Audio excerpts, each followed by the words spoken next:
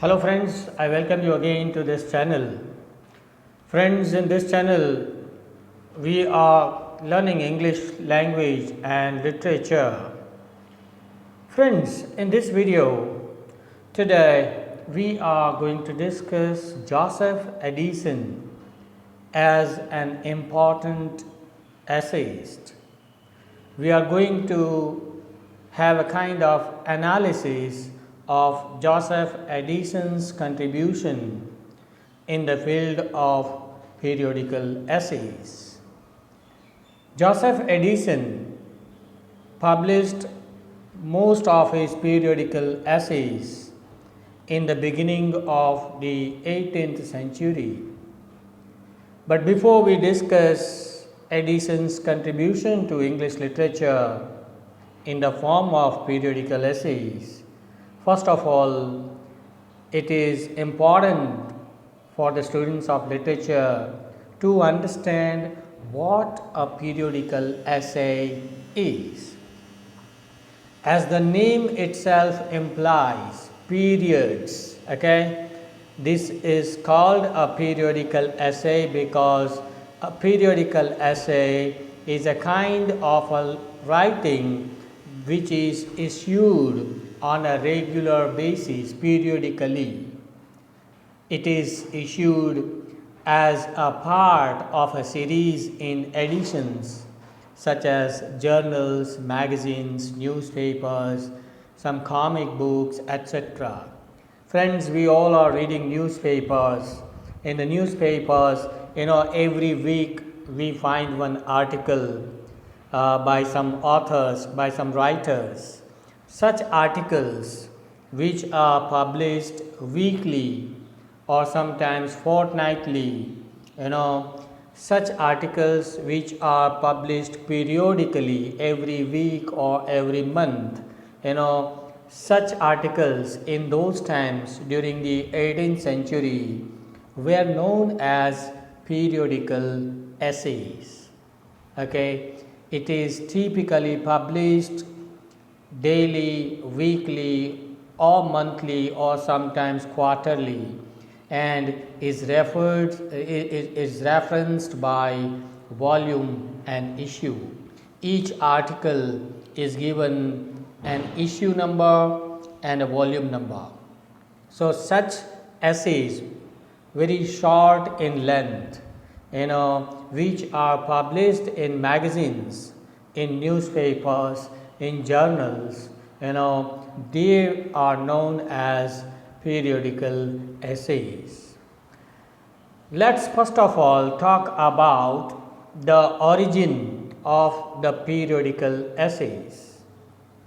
To begin with, you have to go back in the beginning of the 18th century. In the beginning of the 18th century, and to be precise, in 1709 and in 1711, the first periodicals came in the Tatler and the Spectator respectively. This periodical essay reached its height of popularity in the middle 18th century. London magazines London magazines like the Tatler and the Spectator, the Guardian, and there were so many, a host of magazines which became popular. In such magazines which were published weekly or monthly or quarterly, these periodical essays became very popular and influential on the society, on the readers. The question is how these periodical essays came into existence. This is very important to understand, because if you read the literature of the 16th century, literature of the 17th century, you find that poetry and drama, these were the most outstanding forms of English literature. But when you come to the 18th century, in the beginning of 18th century, all of a sudden, there you find a decline in the popularity of drama and poetry. This was one of the reasons why, periodical essays came to rise up. Periodical essays started becoming popular because of the decline of drama and poetry. But the question is,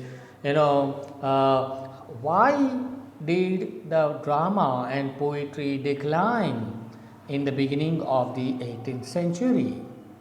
And the answer is because of industrialization. Friends, the beginning of 18th century is the period of the fast development of industries in Europe. Because every now and then in England and in all across Europe, you find that many new industries were established during those times. And as a result, people, the whole society was now divided into two broad classes. And these two broad classes were the lower class people and the upper class people. Those were the workers in the factory, in the industry, and those who were the owners of this industry. So the whole society, which was now divided into two broad divisions, two broad categories, two broad classes, the lower class people, the workers of the industry, and the upper class people, the owners of the industry, the aristocratic people, the rich and the poor. And the rich was exploiting the poor. The poor became poorer and poorer day by day. The rich became richer and richer day by day. And as a result, there was a kind of conflict between the rich and the poor, because the poor people, the poor workers, they were exploited by the rich people. And that's why, the workers who are working in the industries, they were living a very hectic life. They did not have time to go to the theater and watch the play for 2 hours or 3 hours. Because of industrialization, the life of the people in England and across Europe became so much hectic. They became so busy. They did not have time to read literature, to go to the theater to watch the play. And that's why, drama slowly and gradually declined in the 18th century. The conflict between the rich and the poor is another important reason why the periodical essays also rose up, became very popular during the 18th century. Why? Because the poor people who hated, who scorned the rich people, they did not want to read that literature which talks about their life, the life of the upper class, the life of the aristocratic people. And friends, if you read the literature produced during 16th century or 17th century, you find that literature produced during 16th and 17th century mainly focused on the life of the aristocratic people. Say, for example, you read William Shakespeare's plays. William Shakespeare's plays mainly deal with the life of the great warriors or the great kings like King Lear, the princes like Hamlet, Macbeth, Othello. You take any tragedy written by William Shakespeare, Shakespeare deals with the life of the aristocratic people. Even if you come to the 17th century, in 17th century, comedy of manners were very popular among the readers in England, and this comedy of manners also focused on the life of the aristocratic people. And when you come in the beginning of the 18th century, people, the poor people, which consisted the large part of England, they did not want to read that literature which deals with the problems of the aristocratic people. They wanted to read about their own problems. Okay, they wanted to live. They wanted to know and understand their own problems, because they already had their own problems. So they didn't want to read about the life of the rich people. Why? Because there was a conflict between the rich and the poor, and that's why in the beginning of the 18th century, the poor people, which consisted a large part of England, they rejected drama and poetry. They stopped going to the theatre. They stopped reading the poetry, and they needed some literature which talks about their own problems, their own ambitions, their aspirations, their dreams. So, friends, it was the demand of the time. It was the demand of the time that somebody should come up in literature who must talk about the problems of the poor, the problems of the lower class people. Mass printing technology also developed in the beginning of the 18th century, and as a result, newspapers, magazines came into existence during 18th century.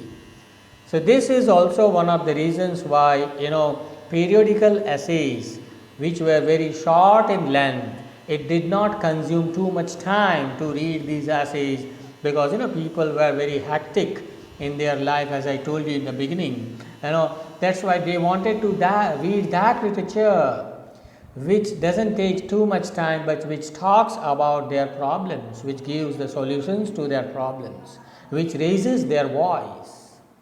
Okay, and this is how periodical essays became the demand of this time. And Joseph Addison and Richard Still, they grabbed this opportunity. They understood the demand of the time, and they started publishing periodical essays in the newspapers and the magazines. Okay.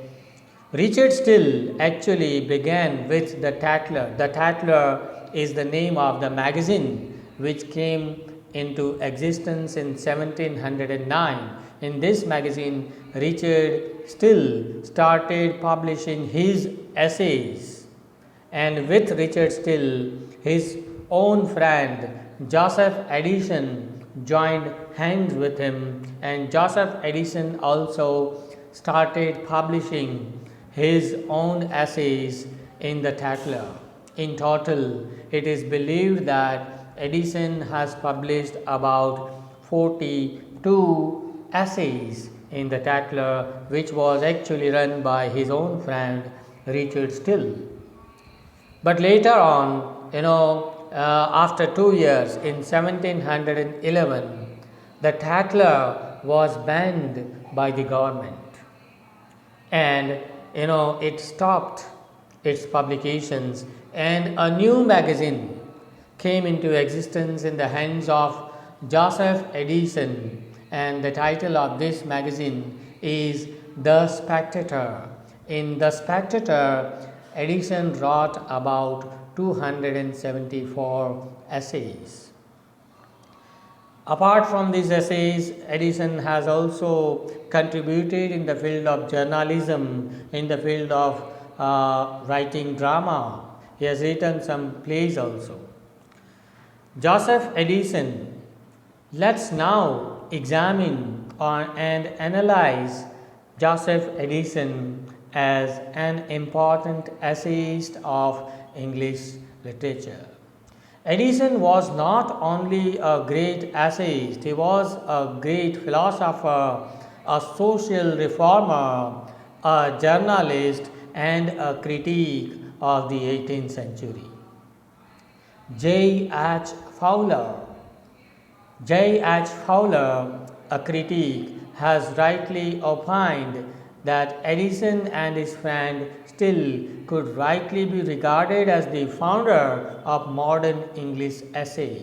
Fowler is of the opinion that Joseph Addison and Richard Still, these are the two founders of modern English essay and the modern English prose.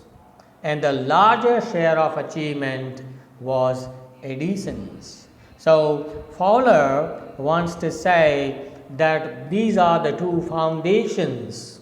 Who? Joseph Addison and Richard Still. These are the two strong foundations of modern English essay and modern English prose, but the major contribution among these two is that of Joseph Addison. Mainly, Joseph Addison has impressed the scholars, the critics, and the readers of English literature by his lucid, free-flowing style, free-flowing prose style. What kind of topics Joseph Addison covered in all his hundreds of essays? Then the answer is that we find a variety of themes in his essays. He wrote essays on popular superstitions which were prevalent in those times. He wrote essays on the topic of ignorance of the people.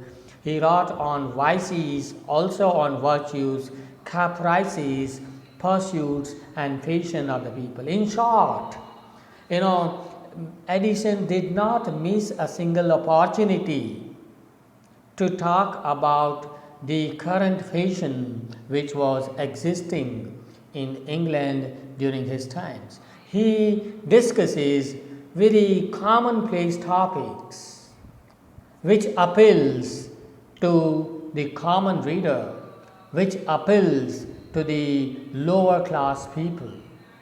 And that's why he became so popular among the lower class people. He was aiming at castigating the vices and follies of the society. Friends, literature has this function to reform the society. And regarding this, Joseph Addison was a true literary personality. Why? Because it was through his essays, that he has, unknowingly reformed the vices and follies of his society. Addison, in fact, emerges as a social reformer even without hurting the wicked people whom he satirizes in his essays. This is the greatness of a true satirist, and Joseph Addison has achieved this pinnacle of success. Another important characteristic which you find in all his essays, all Addison's essays, is his development of essays through character portrayal. It is just like if I compare Addison with Geoffrey Chaucer. Geoffrey Chaucer has drawn the picture of the society by drawing beautiful, fantastic, lively characters in the Canterbury Tales. In the same manner, here in his essays, Joseph Addison has drawn a character called Roger the Cowardly. It was through this character that he tries to mock at the society. He tries to expose the vices of the society. Perfect character portrayal was a remarkable virtue of Joseph Addison as an essayist. In his essay, Sir Roger at Home, this is the title of his essay, Sir Roger at Home. He has drawn a lifelike character, Sir Roger, with immense care. While we go through this essay, we can easily imagine and even can see the whole eccentric country gentleman in his homely nature. J. H. Fowler, if I quote this critic again, Fowler wants to say that it is good to read Addison because he creates in Sir Roger de Coverley one of the most delightful characters in the whole range of English literature. If you find the whole range of English literature, Coverley, the character portrayal of Sir Roger, is considered as the most delightful character among all characters portrayed by various writers in English literature. Another important feature of his essays which we must note here is the use of satire. As I told you earlier, Addison aimed at satirizing all the vices, follies and foibles of the English society. He threw the shafts of satire even to the unnatural fondness of trivialities and frivolities of dress and behavior. Joseph Addison has satirized even the common things of fashion. Say, for example, he has attacked on the fashion of the people. He has attacked on the behavior of the people. It was through his satire, that he tries to reform the society. But most important thing about Joseph Addison is that he is known by his free-flowing prose style. Addison, in fact, he invented an independent style which Dr. Johnson called the middle style. Why Dr. Samuel Johnson called it middle style? Because it is neither too much phraseological, neither too much pedantic, nor too much mean. It is somewhere in between. It's not low language, it's not high language, it is a kind of a middle language used by Addison in all his essays. Clarity in subject matter, simplicity in construction, lucidity in structure, absence of obscurity, free from rigidity, these are the hallmarks of Addison's prose style. In fact, you do not find any pomp and show in his presentation. His prose style, his diction is free flowing, which appeals to the hearts of the common reader, of the common people. Addison avoided the lapse of composition, low words, slang words and low words. Such things are very carefully avoided by Joseph Addison. No doubt he uses the language of the day-to-day conversation, but still, he keeps the colloquial, which are slang words, away from his essays. And that's the reason why his style, his prose style, has become very popular among the readers. In fact, Addison has been considered the perfect model for those who wish to learn how to write English language. Friends, if you really want to know what kind of English is the perfect English when you are writing, you must read all Addison's essays. And Dr. Johnson, again I quote from Dr. Johnson, has rightly observed in this regard. Johnson writes that whoever wishes to attain an English style, familiar but not coarse, and elegant but not ostentatious, must give his days and nights to the volumes of Addison. Dr. Johnson wants to say that if you want to attain powerful command on this language, if you want to polish your English language, you must give your days and nights to in reading the volumes of Joseph Addison. Let's quote another critic, K. Dayton. K. Dayton also commented that as regards Addison's style, of no one could it more truly be said that that style is the man. Dayton wants to say that style is the man. If you want to say this about any author, then it is Joseph Addison. Moreover, further, Dayton says that he has a manner but not mannerism.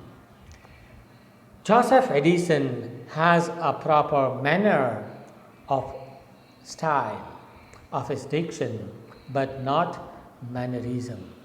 And this is how, most of the critics are in praise of Joseph Addison's beautiful, free-flowing, lucid style, which is called the middle prose by Dr. Johnson. Friends, here we come to the end of Joseph Addison, to the end of this discussion on Joseph Addison as an essayist. Friends, if you really like this video, please like, share and subscribe this channel. I'll come up with some new videos tomorrow. Till then, goodbye. Have a nice day.